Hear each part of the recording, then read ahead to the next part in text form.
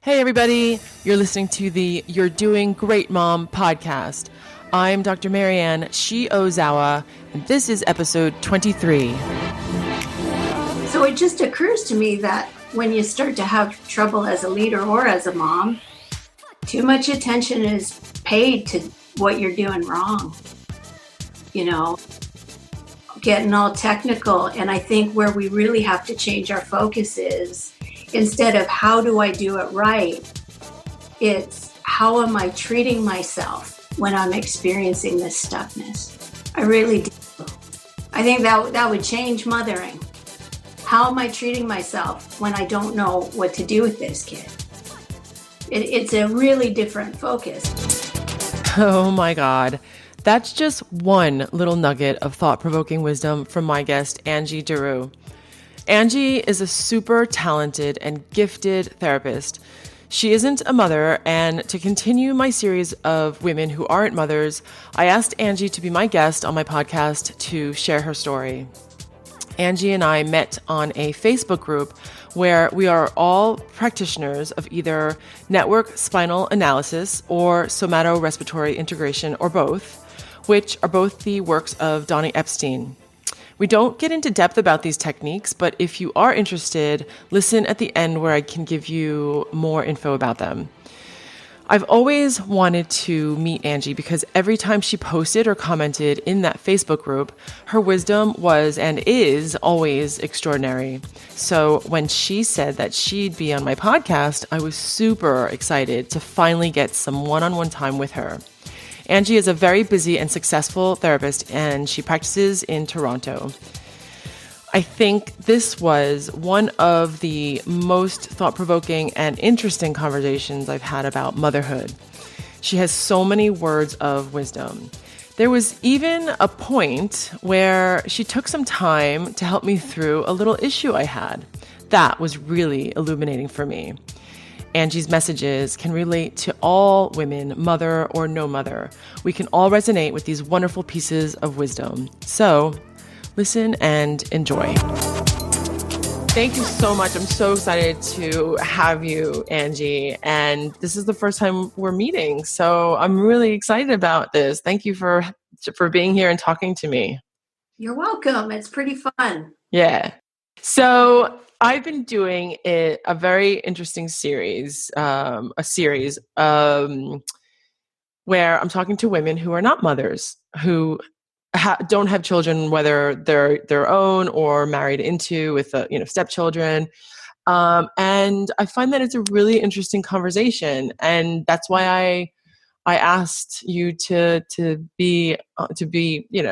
volunteer. So you were like you seemed so enthusiastic and you wanted to share your story. And I was like, because I didn't really know if you have children or not, I kind of sensed that you didn't, but yeah. That's interesting, right? Because I've been with the same guy for 27 years. Wow. Yeah, and married for 23 of those. And I don't have children. And it's really interesting. I don't know if you have explored this with your other guests, but sometimes there's kind of a stereotype of women without kids. And so people do tend to be confused by kind of my life, because I'm very, very nurturing, and I do a lot of mothering activities outside of having kids. So that confuses people. I think it confuses people because I come across very mothery. Yeah. And your listeners or your viewers might not know, but I'm a therapist. So I do a lot of caretaking, and I do a lot of mothering. And one of the things that I thought would be fun to talk about too is that I'm always working with new moms in my practice. 2 years ago, I had 7 babies born into my practice. Oh, nice. It was so cool. And I encourage my clients to bring their babies in. Yeah. Yeah. We're not going to wait or worry about the perfect time when you have a sitter or the kids are older. So the theme is rich for me, and we can focus on any angle. What were your curiosities? What's come up in the previous conversation so far? Well, there's been a few articles, and I've mentioned this in the last few episodes, that so in the media there's just been talk or interest in this particular topic, and one of the publications is The Economist, and they were just talking about the different countries where there's a decline in births, and even in marriages as well. And in the Atlantic, it is also an article about, women are not having as many children, or not having any children at all. And I had the idea. I always thought it was very interesting just to have this discussion with other women, because I think that it's something that is not. It's confusing. It's not understood. It's people don't feel like it's the right thing to say. That it's not an easy conversation to have. Yeah. And I think that it's very good for people to hear the other side, because there's so much focus around motherhood. Do you know what I mean? Like, at least in America and in the West, and just like globally.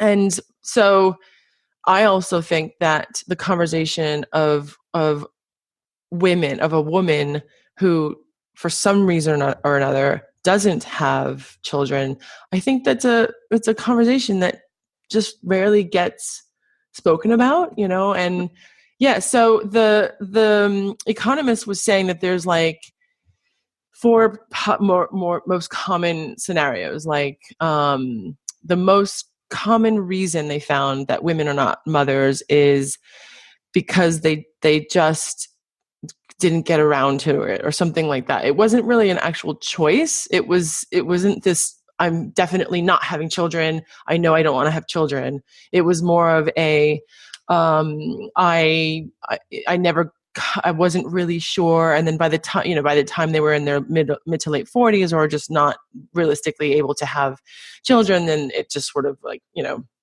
there was also like medical reasons, they just couldn't conceive. And then the least common thing was the choice, like a woman actually knowing from early on that she just didn't want to have children of her own. Also the third reason, sorry, I missed this, was that the woman became a stepmother, or had enough children around her, like maybe like she's a teacher, or maybe like, like what you do, there's so much of that. There's so many children in her life, and as close as stepchildren, that she feels fulfilled enough to not have her own children of her own. So those were like the categories. Yeah. And so I've had a woman who was very clear that she didn't want to have children, so that's like the least common scenario. There was a woman who just couldn't really, she didn't feel like she met a guy that she wanted to have children with. And the pull, or the desire, was never strong enough she was never broody enough to be like, okay, I have to have children, I want a child. So she never like forced the matter, you know what I mean? So and I know a few women that force it, which doesn't usually have a good outcome. But I haven't met a stepmother yet, but yeah, I mean, I've had these discussions, so it's just been a really nice exploration of this conversation and this topic. Yeah. So, and I think everybody's experience is very different. It's personal. It's super personal. Yeah. So, and like you said, there is so much stereotype that's attached to it. There's so much that we don't understand in culture. Yeah. Yeah. Well, and I think, it's really interesting, because when you went through the categories, I automatically try to find the category that fits. I think we do. Yeah. Fit. And And so the number one reason that you cited, the not getting around to it, that's part of my story. But I think that we can go deeper than that. You know, I wasn't in the category where I didn't want kids. In fact, when I was in my late 20s, I was really into goal setting, and somewhere in my mid 30s, I'm 48. I think that might be helpful. Somewhere in my mid 30s, I found this goal sheet that I had in my late 20s, and it was get a master's degree, move to the United States, and have 4 children. And I was so shocked. There was a time where I wanted 4 children. I couldn't even remember that. So the way it looked on the surface was similar to the number one reason that you cited in the journalism. And that was every year, my husband Al and I would say, do you want to have a baby this year? And we would say, no, I'd rather, invest in this or travel or build. He has 2 businesses. I have one, build the business. And so I think the casual answer is year after year goes by. And then eventually I can remember being more conscious when I turned 40. I had moved back to Canada, and it was kind of like, well, if you're going to do it, it's now. But I think there's another aspect of my experience that may be more common in the statistics, and that is by not getting around to it, you kind of passively make a choice. Meaning maybe you don't want to face all the emotions that come up if you were to direct the issue, or if you were to face the issue more directly. And so I think it's complicated for a lot of people. And I really do. I mean, being a family systems therapist, I think the life that your mom lived as a mother has a huge impact on how you see motherhood. Yeah. And for me, I had a mom. I know she wanted to be a mom. I really know that. But I also know that she struggled with managing her emotions. My mom had a mental health issue, and she had PTSD. And she had a tremendous amount of time where she was overwhelmed by her emotions. And so I didn't see a mother who I perceived as being very peaceful or very happy or very joyful. So that complicated things for me. It really did. And I didn't see her as very empowered. And so my mom had graduated from the 10th grade, and the same with my dad. And my dad had ended up being an entrepreneur and doing really well in business. And my mom kind of played more of a traditional role. She stayed at home. And I really think that there were aspects of that fit for her and aspects of it that didn't. Because she ran the home like a corporation, man. I mean, she was organized. Like a corporation. That's funny. I mean, she was organized. Expectations were clear. The lists were on the wall. I think if that energy could have also been focused on different projects outside the home, I think she would have gotten some fulfillment that she didn't get inside the home. And so I saw that, and I really wanted to experience education. No one had been educated in my family. And I really wanted to experience travel, getting to know different people from different parts of the world. And so that kind of put me on a career path. But there was another kind of a deeper thing for me. And I was worried about my ability to mother. I was worried about my ability to manage my anger. I was worried about my ability to set boundaries with kids. I didn't want to blame my kids the way my mom did. And really, I mean, quite frankly, I didn't have the courage to face those issues head on during my childbearing years. I really didn't. And so it's easy for me to say in casual conversation, oh, didn't quite get around to it. Al and I decided to go to Italy one year and build the business another. But there's a deeper emotional truth that was happening for me. Yeah. That's really cool that you say that, because I think that, like in casual conversation, most women are going to say, I didn't get around to it. That's the easy answer, really. That's right. Yeah. But there is always a story behind it, and there is the deep true, what's the grit, what's the like the bolts, the nuts and bolts of it, like what's really there, what's authentically in there, like in the heart. So yeah, so you saying that and you sharing that is, and it's cool that you actually can say that. Do you know what I mean? Like you're able to explore your inside yourself, and because I don't really think most women can do that. I mean, I don't know. Yeah, well, what's interesting about it, just as I say it out loud too, it's funny that I thought that if I didn't have kids and I took more of a career path, that those same issues wouldn't come up in my life. So, if you have, right? I Yeah. think that's the part. Like, you need to manage your emotions and have boundaries and blah, blah, blah. As a therapist, let me tell you. So actually, since you mentioned that, can you just say, so you are in Canada, you're in Toronto.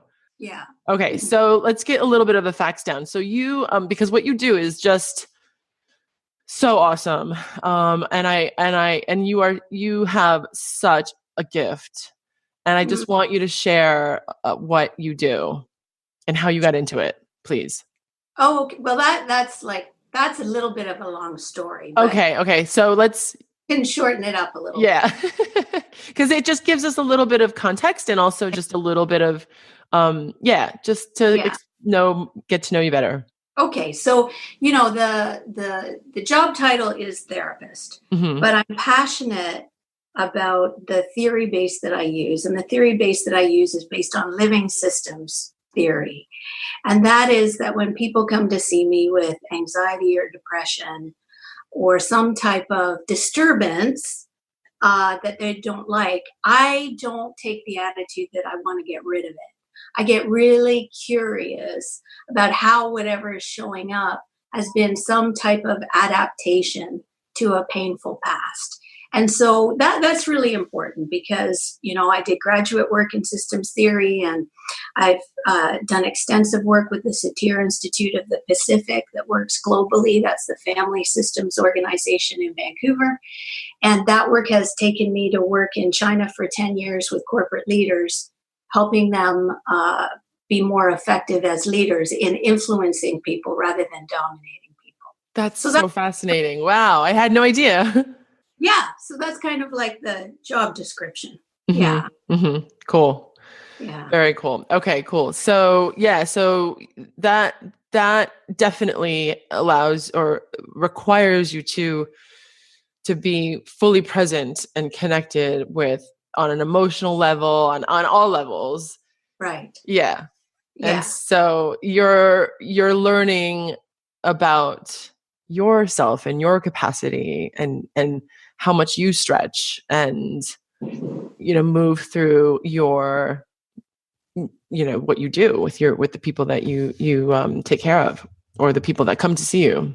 Well, yeah, like, here's the thing, that if you think about motherhood, it's a leadership role.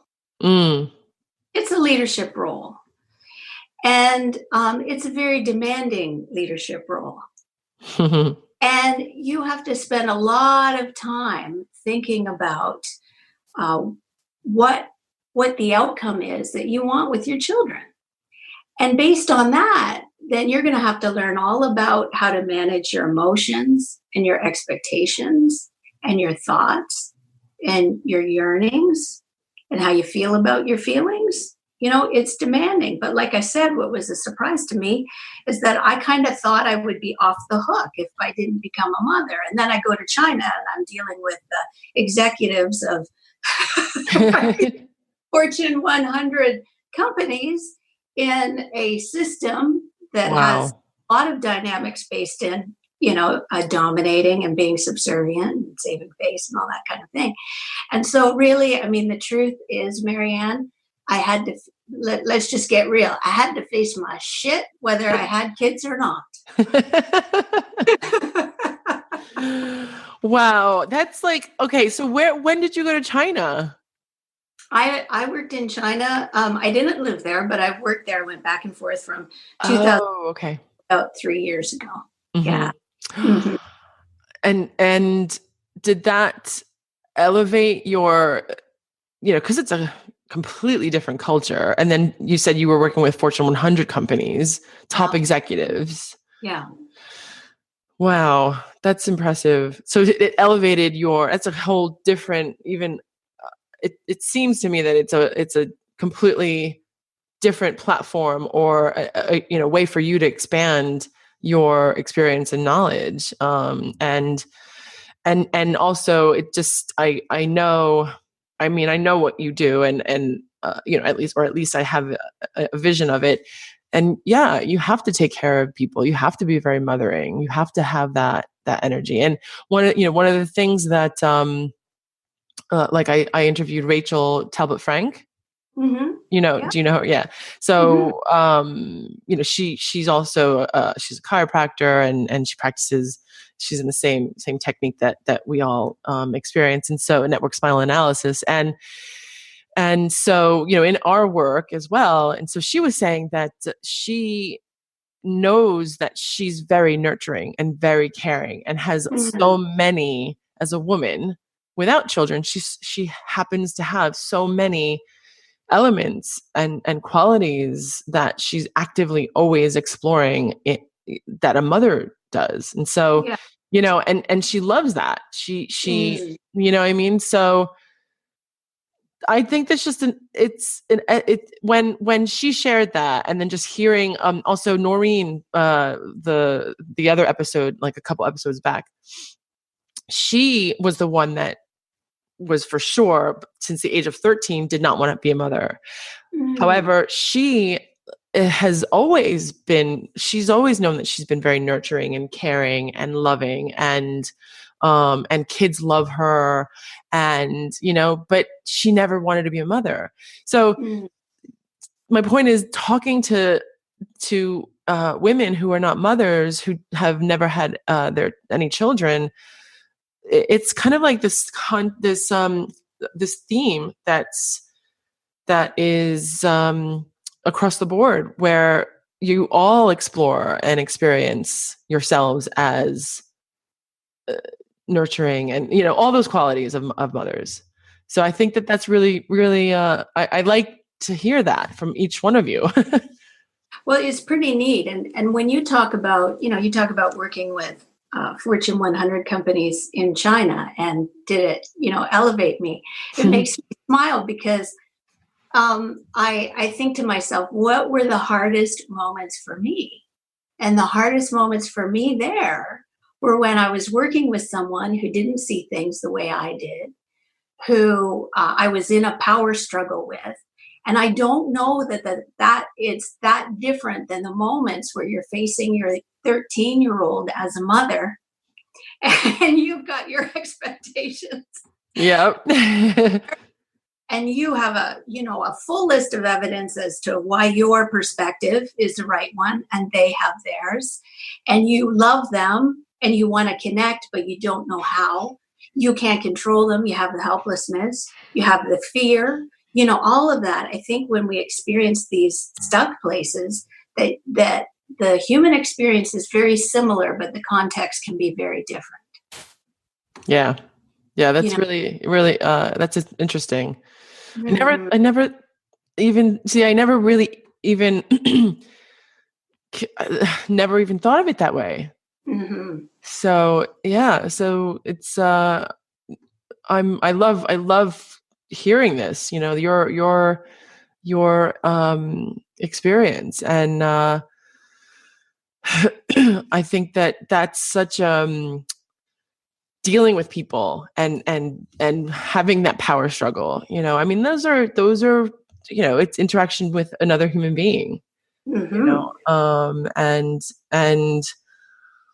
there's definitely, because it's all about caring for a person, wanting, right? Like when you were working with those people that you were having power struggles with, you care for them. You want them to be successful, or, you want them to achieve whatever they want to achieve. And so, so you care about them. So you put in this sort of this energy, and this I don't know if investment is the right word, but like, yeah, you dedicate some time and energy and care and emotion into it. And so it is very much like, an interaction with another human being. Yeah. When you care about humanity, it's a natural occurrence, to be Right. mothering. Right. Yeah.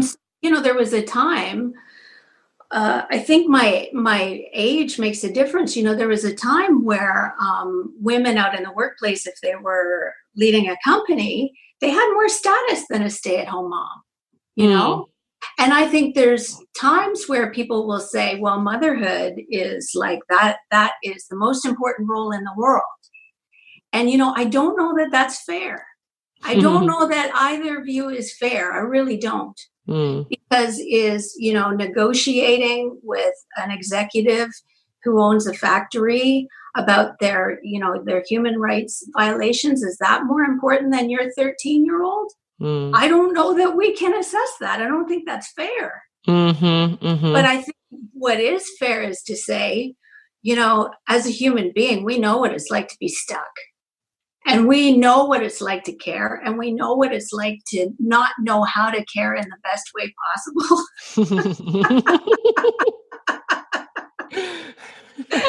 That's right. Maybe we can be a little bit more supportive of one another when we're doing our best, and when we're doing everything we know how to do, and it might not be turning out the way we hope. I think there's more room for compassion rather than trying to evaluate who's got the most important job. Yeah. Yeah, that's that's interesting that you say that, because that's definitely, I can agree with that. I can see that it isn't fair. You cannot have that assessment. I mean, you can't compare, or you cannot, no one's in the place to say, well, my job is the most important, or, because I'm a mother and I have, children, and then, or because you're interacting with world leaders that have a huge impact on, it could go one way or the other. Do you know what I mean? Yeah. So yeah. That's totally, I can see that. That's a good point. I do think, though, something we could agree upon very clearly is that the leader is often the scapegoat. The CEO that gets fired, and that's the mother that people blame when things aren't predictable with kids. Yep. Isn't that interesting? Yeah. Yeah. What's that like as a mother? I mean, no pressure, right? Yeah. Wow. This is like, I never even thought of it this way, I mean, it's like, as a mother, you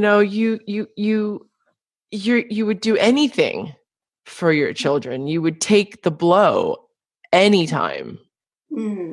It doesn't matter. You will suffer for them, and you are responsible for it all. And so there is this this burden that I think, this largely unnecessary burden that mothers tend to, all mothers tend to do. And there are a number of books and YouTube videos and coaches and therapists now encouraging women, or telling women, like, what's the burden? What's the story? Why are you putting that burden on you? So. Right. Yeah. Oh, so you get blamed for putting the burden on yourself too. It's like you can't win. Yeah. What's interesting? I mean, this is so connected. I don't know, if you've done some discussions about the rhythms of healing in SRI, if your listeners or your viewers are familiar. But one of the tenets of the somato-respiratory integration work that I do, and you're familiar with as well, is that we go through rhythms of healing. And one of the tenets is that stuckness is a rhythm of healing. it doesn't mean you've done something wrong when you hit stuck. It just means you're building energy and you're moving towards something new, and your old strategies don't work anymore. And stuckness happens right before the breakthrough. If you can stay with it without going to your old strategies, right? Or overthinking it. So it just occurs to me that when you start to have trouble as a leader or as a mom, too much attention is paid to what you're doing wrong, getting all technical. And I think where we really have to change our focus is, instead of how do I do it right, it's how am I treating myself when I'm experiencing this stuckness. I really do. I think that would change mothering. How am I treating myself when I don't know what to do with this kid? It's a really different focus. How am I treating? Now, this is funny. How am I treating myself when I'm in China? Right? And I remember a really poignant year was 2008 when the Olympics were on, because the government wasn't giving out visas and I had contracts and they were really screening people to come in, and I was worried that I wouldn't get there for work. And so the energetic field was completely chaotic, So I, hop in, ta-da, shouldn't be too hard. Let's just, get these people connected emotionally and get some new Oh my God. No problem. And right. I can remember crying under a bed in Beijing, just bawling my eyes out. And one of the reasons why I'm so just so on fire for somatorespiratory integration, I didn't have a chiropractor to go to during, my most stuck, traumatic times in my work. I didn't have that option. And so I had to rely on something else. And so I really learned about myself. You talk about, did it raise the bar? It wasn't the expectations of my clients that raised the bar. It was me re-examining how I was treating myself and what I was expecting of myself when things were really difficult. So I'm trying to, that's so interesting, because I'm trying to think about like a scenario, all mothers are they come to me or just friends where we share stories, and it's such a common state. It's a common emotion. It's a common coping strategy, or just where we're at. And that stuckness, it's that's such I love that. I love that way of looking at it. Just, how can I do this right? How can I escape it and make this right and not be in that I don't suffer and my kids don't suffer. Yeah. Because that would be realistic. Right. Earth.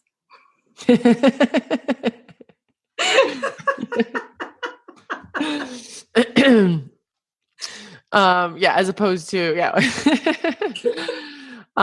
so it's and it's like one really great thing that I've been exploring for myself and a discussions is the like our hormones and our women, how we are in our cycles, and where we're at in our cycles. And so we're exploring different ways we react, and the things that we choose, and how we like the choices that we make, and just the emotions that come up, and our thoughts, and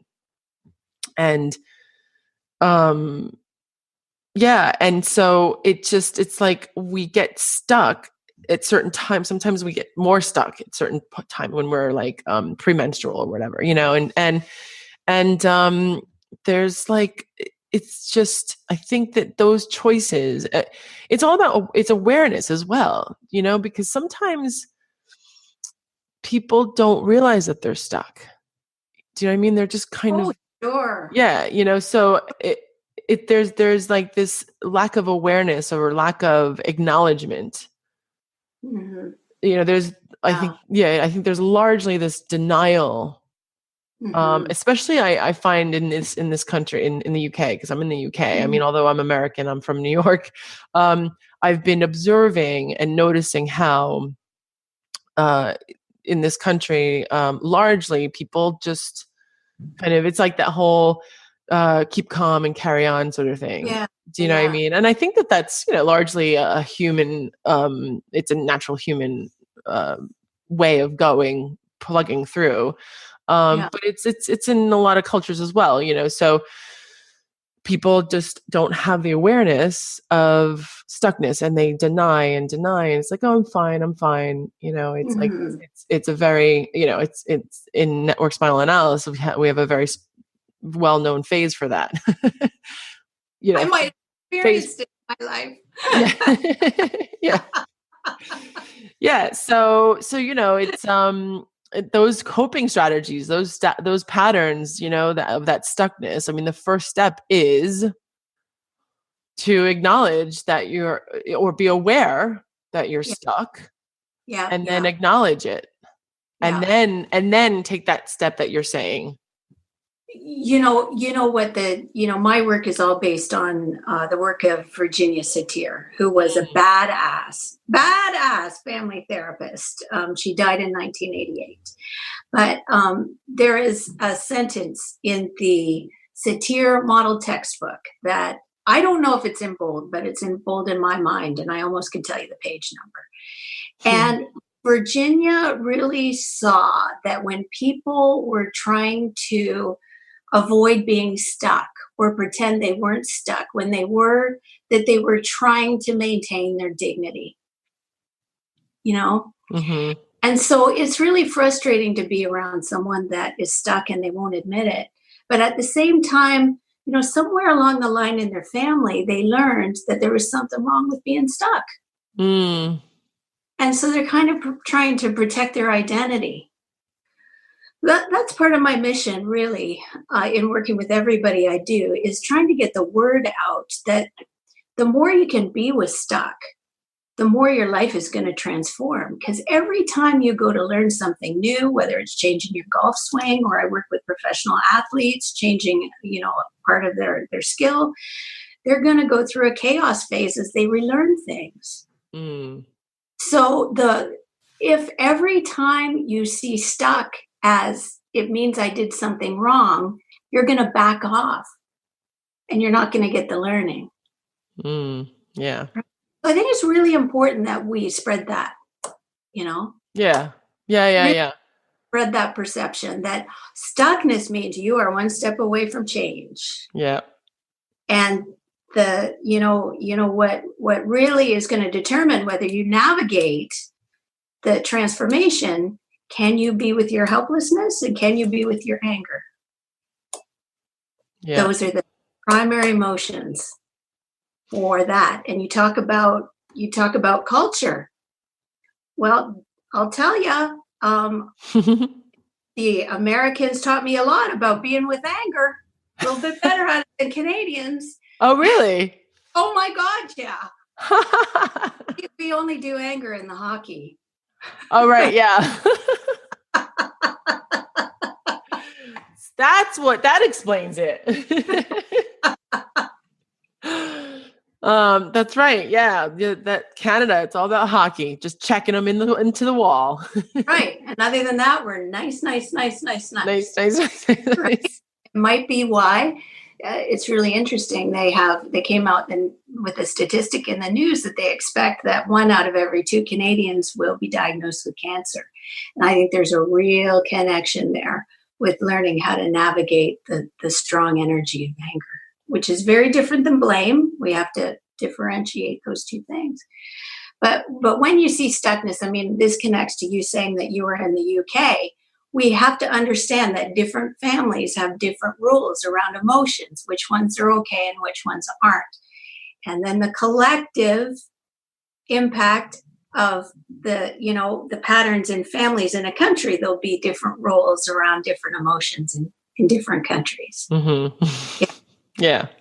So you're going to do it in the UK. I'm going to do it in Canada. Yeah. For people, that stuckness doesn't mean there's anything wrong with them. Yeah, exactly. That's so good. We do need to spread that perspective. Yeah. And that you want to talk about motherhood. There seems to be some type of expectation that you would know how to do it. Oh. And I swear, once you have one kid, the next one's going to be so different, right? Yeah. Yeah. Yeah, that is so true. And there's a huge gap, because I think one of the reasons of the many reasons, possibilities of why women have postnatal depression is just that their expectations are completely thwarted. They're just blown away at how, oh my God, am I doing this right? And this is nothing like what I expected or envisioned or, was told. Yeah. Absolutely. The whole conversation about motherhood, it's with all the women that I've spoken to who aren't mothers, it's really, the conversation is really lovely how we go through this, what I get the sense of people, the women are just, it's like, it's just being a woman and having, like just being a woman, like just not, it's not about, it doesn't, it no longer becomes the conversation or the issue of motherhood or not being a mother. It's more, or actually it just becomes this really beautiful, canopy or umbrella of womanhood, really, and who we are as women. Yeah. And how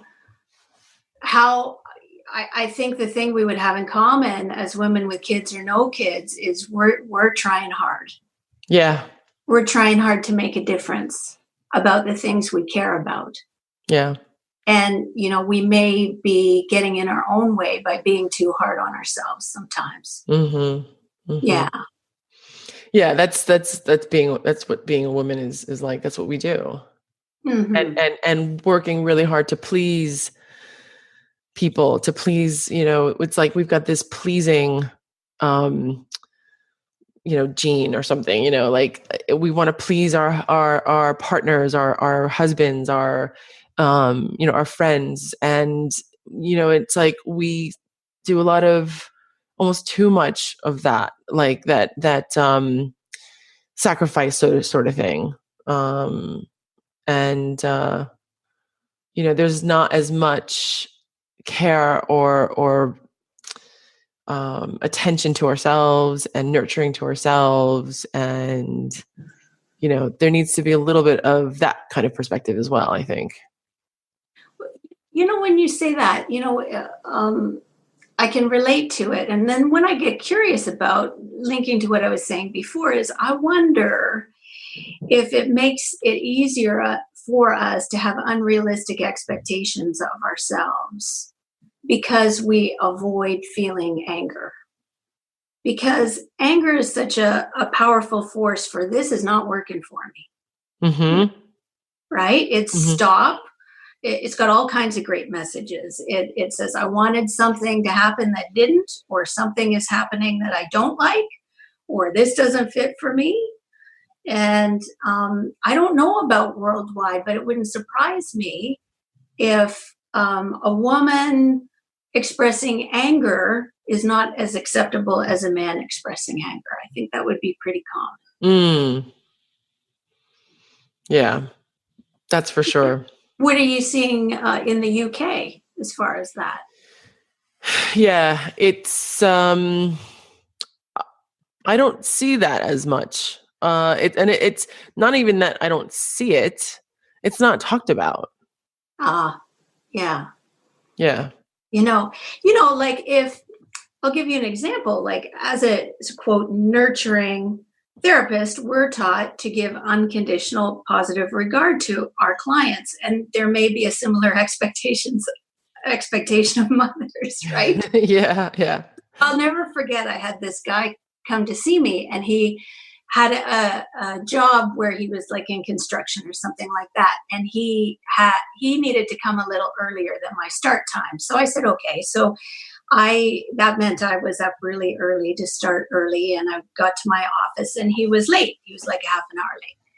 And it bugged me, but oftentimes when people see me for the first time, they're nervous or finding the office. So I just cast it aside, did some good work with them. And then the next week he was late, and I was pissed. And I don't like people being late, but especially when I made arrangements to be there early. Now, if this were me in my 20s or 30s, I would have felt some shame, because I'm supposed to have an unconditional positive regard, and this person's traumatized. And what's the impact going to be on them if I'm mad? And so I said to him, you're late. And he said, yeah, the subway and blah, blah, blah, excuse. And I said, well, I'm mad. And he said, really? And I said, yeah. And I said, we could kind of process this a little bit, or, maybe we just move on to something else and agree to start later next time. He said, yeah, I want to process it. I said, okay. I said, so what did you expect of me when you were late 2 times in a row and I made arrangements to be there earlier? And he said, well, I thought because you were a counselor that you would be all nice about it. I think I had the same laugh as you had there. I was like, it's like, right, really?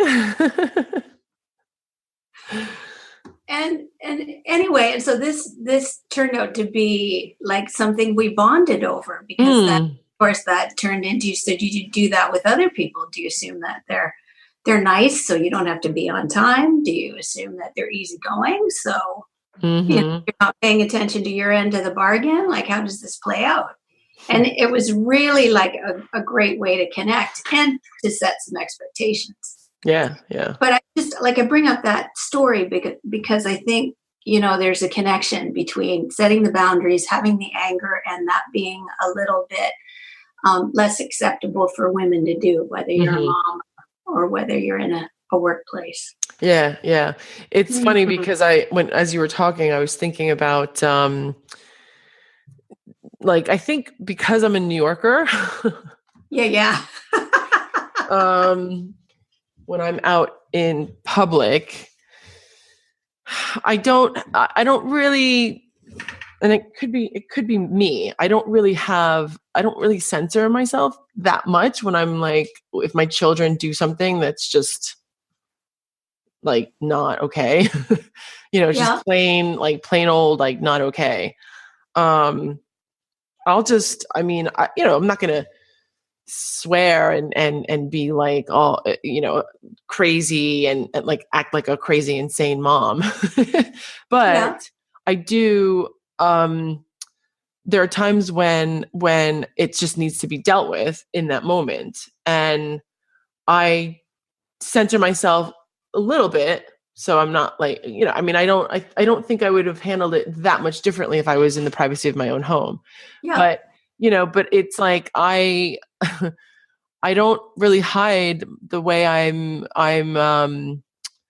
handling the situation. If I have to say something right then and there and just be like, and I've had people like look at me and just, but not in a judging way, but more like this, like kind of like curious, oh, look at the way she's handling this, or because, I really find that it's very important to communicate and allow my child to express themselves and, tell me what's going on, what's that all about, and actually have a conversation rather than me just doing a monologue and just being like, no, you did this and blah, blah, blah, and don't do it again. So it's like, and I get emotional, like I'll get angry, I'll get firm, and I'll have, so I don't, and it's just not something that you see in this culture. Interesting. Yeah. It is interesting. And like, I couldn't care less. Like, I don't really care. It's almost like they hear my American accent, so that's one thing. So I think that I feel that I can get away with it more. You won't really you do not see that. Like a lot of times I'll be like, I don't know, in town near the grocery store. And, it's this area where I live there's a lot of families and with young kids. And you will see a mom with a toddler or whatever, a 4-year-old, just having a crazy tantrum. And she's just pulling the kid, like trying to get to her car or get just home. Yeah. And, that mother is just, like the emotions inside is just like, this bomb waiting to explode. I mean, those moments are like the anger in there, you can just, it's like that. There's this cloud of energy that radiates, and and plus, like, we're empathetic. We know we've been there, Right. It's like like that scenario is totally familiar. Like, I know what that feels like. Yeah. And so, but I see that the rushing and hiding and trying to pretend that it's actually not that bad kind of thing, more than, a mother dealing it right then and there, so, and I tend to deal with it right then and there. I mean, you wouldn't see me like rushing my child home. So that's kind of an interesting, just from what, like, that popped up in my mind when you were talking about that. Well, and it just makes me curious. So do you have the same kind of clarity when you're dealing with your patients? Like when you need to deal with something? What do you mean? Like when I'm... When something's happening that might not fit for you? Like, I'm just kind of drawing the parallel that when you're a chiropractor and you're working with people, you're leading, and the outcome. And, so your expectations of them, they might be doing something to draw energy or attention away from what you're trying to get done. So I was curious if you had the same level of, because you seem to be real clear and confident and that. Yeah, that's an interesting question. I think it's different. It's not as clear. I have to say, there is this largely my need to my desire to please, and also my need to keep things not getting too confrontational. Like my need to, or I just don't want to create confrontation, or and I mean, it doesn't happen often, but I do think that I edit myself more. And it's also, they're dealing with people who, or I don't know, how should I say? It's like when I'm in my practice, there's a big element of me wanting them to get better. And there's also this element of me wanting them to choose me. Like, I want you to choose me as your practitioner. So I want you to there's an ego element there, like there's this. And so, and I just want them to like me. So there's that as well. So I think it's a little different, but that's a really interesting question. Well, and as I ask you, two things are happening. One, I'm tempted to dive in and explore it more. That's a therapist in me. But then I'm curious about myself. Okay, I'm confident with my clients about being real clear. But if I was mothering, and if I was out on the street with, how old are your kids? 11, 8, and 6. Right? 11, 8, would I be that confident? So, it's really interesting, right? Yeah. To where your edge is, where your home space is, where you have it down with the rhythm and the place to stretch. Because I would I would suspect that my fear would come up in a mothering role more than in a professional role. Mm. Isn't that interesting? I think we just discovered something. Yeah, that is very, very interesting. Yeah. Yeah. Because I have I'm extremely confident as a mother. And yet I'm extremely confident as a practitioner, as in what I do. But there are differences, and it's like the way I handle, the way I interact with my children and the choices that I make and the clarity that I have. And, I don't know, that's actually a really cool, interesting, concept to explore. And I mean, I remember a time when I was, this is like almost a couple of years ago, and it was when I was really just starting into a new space here in the UK, and so I was very enthusiastic with building, the practice back, or getting the practice built up, and I work basically a lot on referrals. And so somebody was referred to me, and or she heard about me, and her husband was in so much low back pain that she's like, can you do anything? It was to the point where I think that they had to call the ambulance to get him out of the car because he couldn't move. Oh wow. Yeah. So he came in, I assessed him, and then I adjusted him. I gave him an entrainment, and he stood up and walked. And I mean, this is a guy who he was literally just like using the outside, all solid objects to hold him up. And just literally crawling in, really. So, and then after the entrainment, the adjustment, he stood up on his own and walked out there's just 2 steps that go into my front door. So he was able to leave and, go up the steps, which was, so, and then he came back, a couple times, and then on the 4th visit, he came in with his wife, and there was a little bit of resistance every single time of like, what is this? He had never been to. Yeah. He was just in so much pain that he knew he wanted some relief, So, he was really resistant on that 4th visit. And like, to the point where it was, cause I was like, okay, well, this, cause he felt a lot better, and then when I was like, okay, then I'll see you next week. And then it was like, well, how long do I have to do this? And the thing is, I will admit that because it was such an acute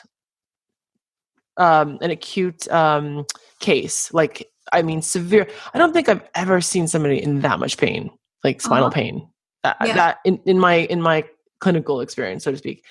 Yeah. And also, like, he smoked, and I don't know. So he just was. There was this. He was really, the pushback was really strong, and I just what and I gave him exceptional service. Just like I always. That's number one. And I'm 100% with them. And so I said, well, we want to help your body to perform better. We want your body to get to a new state of health. And this is what I provide. This is what I do. And I mean, he wasn't having any of it. And he's like, well, and so I was trying to give him some analogies. I was like, are you going to stop brushing your teeth? I mean, that's like kind of like the simplest analogy, most people get that. And then he's like, well, that's practically free.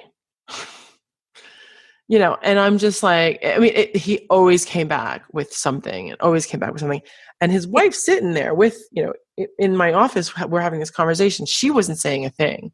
And it was the confrontation for me got to a point where I finally realized, like after a while, there's nothing I can say that will make a difference for this person.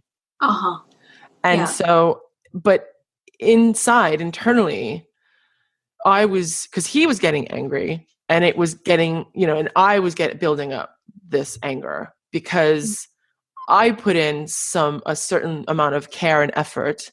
And like I said before, I cared about this person. Yeah. And so for him to, it was almost like he was like there was like this personal, he made it about, he wasn't taking any responsibility for his situation. So he made it about me and my ability. Like he kind of threw it all back at me. Do you know what I mean? Mm-hmm. So it felt like an attack, and the anger was, it was really hard to experience that. I never blew up at him, Mm-hmm. but it took me a few days, even maybe over a week for me to stop, like buzzing about it, and I was going through it in my mind over and over, analyzing what that was about, and could I have handled it better, and what could I have said, and maybe I could have said this and he would have, that would have convinced him. So, yeah. So that was an experience. What do you think he wanted from you? Oh, that's a good question. Mm-hmm.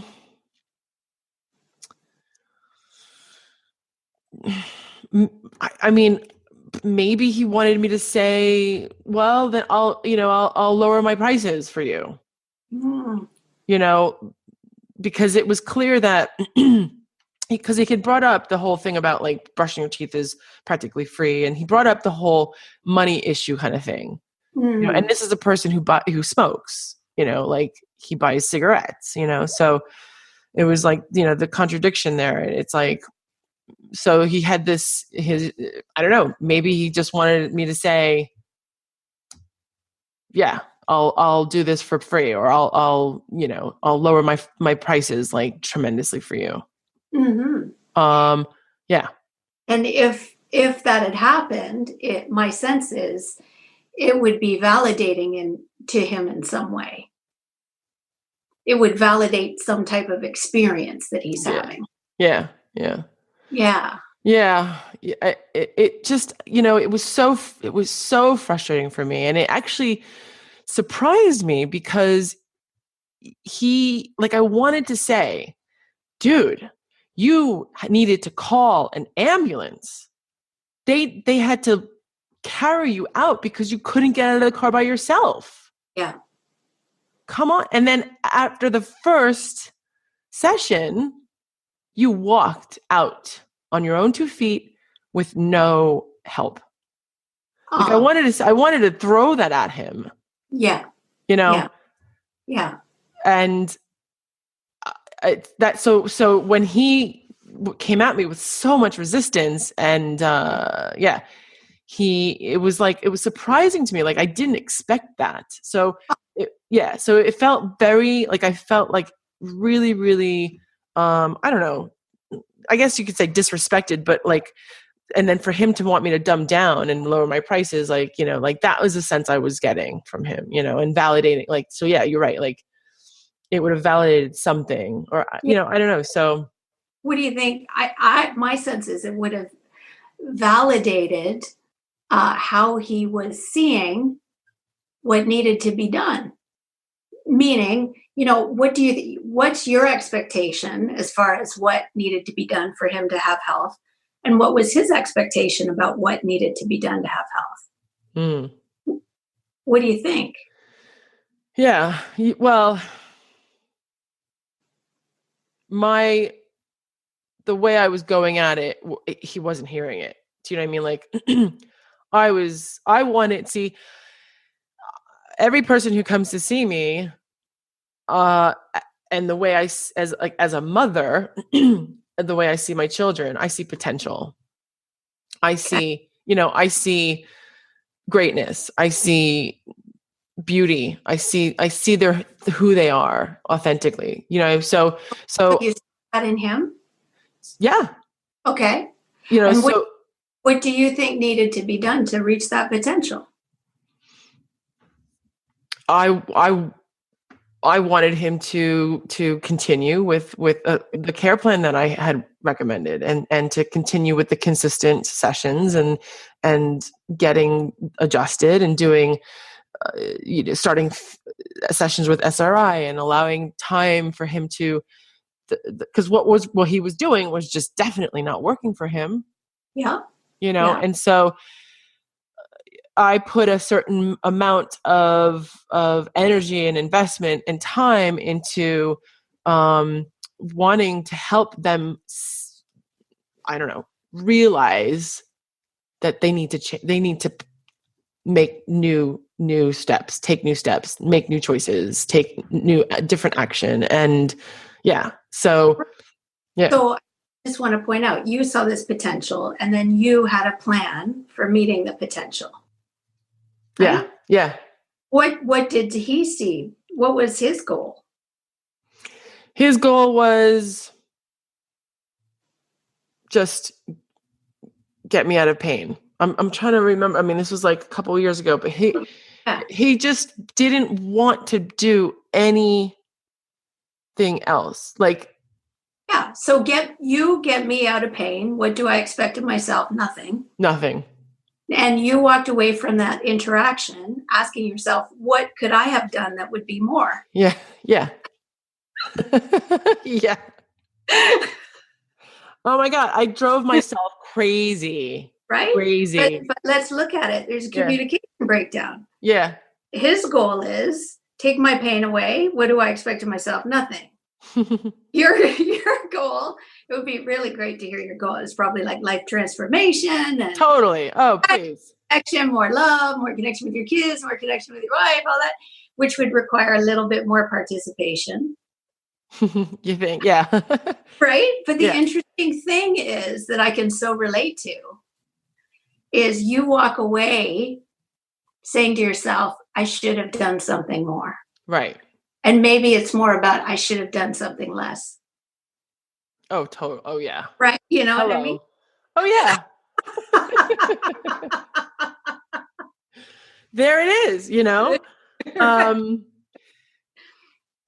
And, it's great because I kind of got, and you saying it has confirmed just what I have learned and discovered through experience, and it's a constant. I think it's a constant thing that I need to practice that. What can I do less, or what should I do? That sort of thing. Right. Right.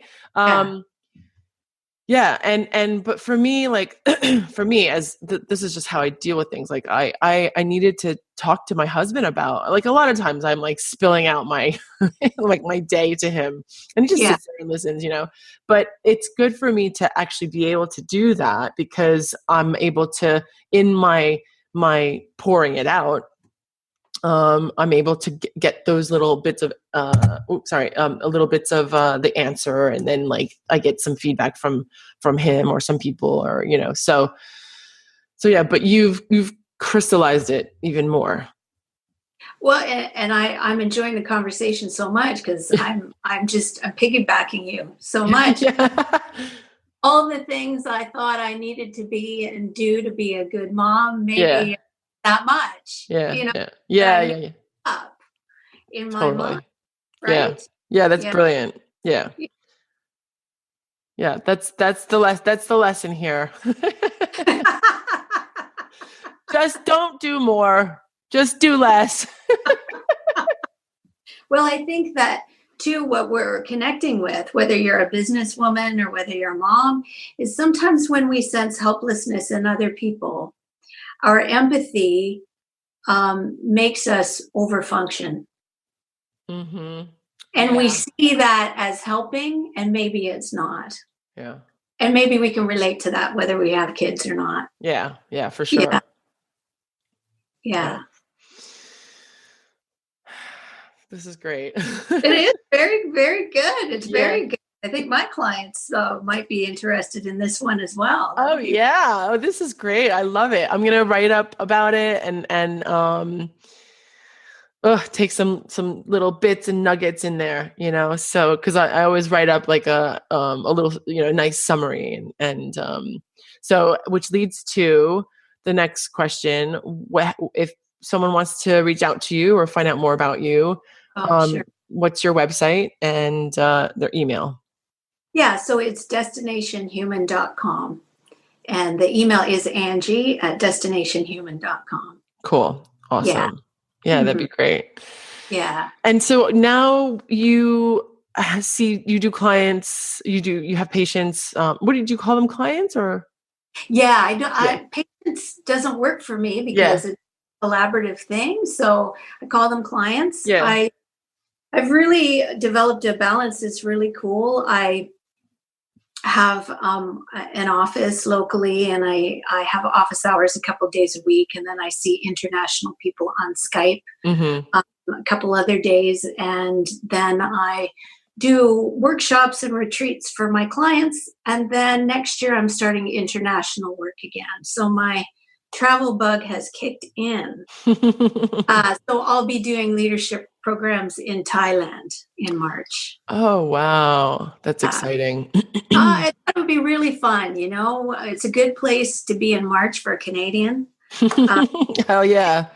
Right? Yeah. And, I've had clients fly from Thailand to China to take part in my work, and they were willing to set some things up. And we have a real solid foundation of leaders and psychiatrists and psychologists and therapists that are really educated in systems theory and the Satir model there. So we won't be starting from scratch. We'll be doing some really powerful work there. It'll be great.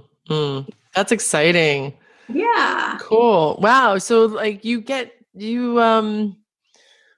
like a really good, you're just really well known. I mean, you have like such a really vast variety of clients and globally. It's so cool. It's really cool. You mentioned working with people by referral.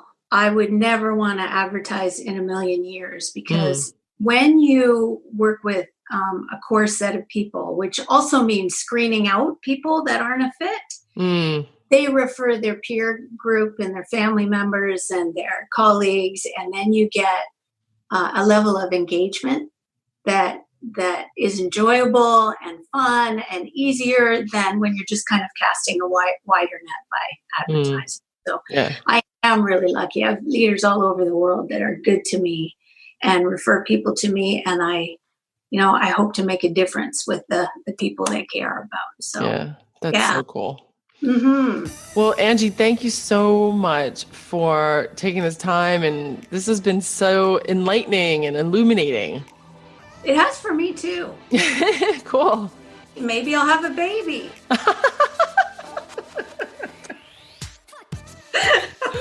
Oh my God.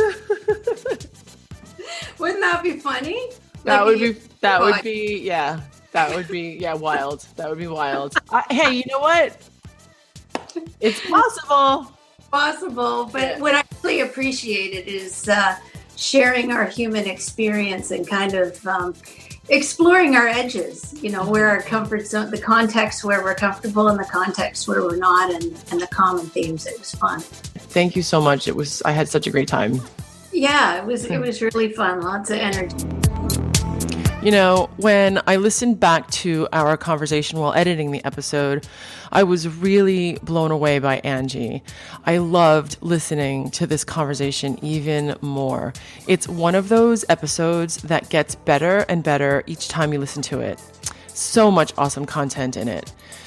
If you want to find out more information about Angie, check out her website, destinationhuman.com. And you can email her at angie@destinationhuman.com.